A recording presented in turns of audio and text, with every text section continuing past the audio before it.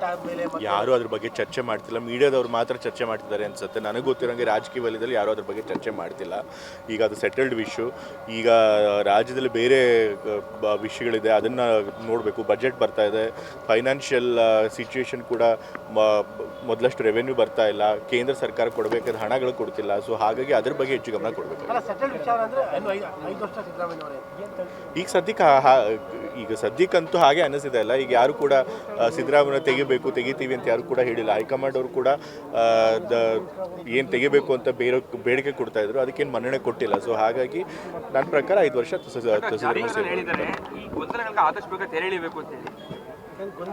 ನನ್ನ ಪ್ರಕಾರ ಏನೂ ಗೊಂದಲ ಇಲ್ಲ. ಏನು ಗೊಂದಲ ಇದೆ ಅಂತ ಸರ್ನೇ ಕೇಳಬೇಕು.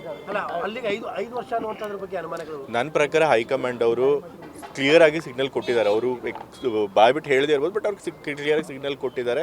ನಾವು ಇವಾಗ ಸದ್ಯಕ್ಕೆ ಯಾವುದೇ ಲೀಡರ್ಶಿಪ್ ಚೇಂಜ್ ಮಾಡಲ್ಲ ಅಂತ ಹೇಳಿ.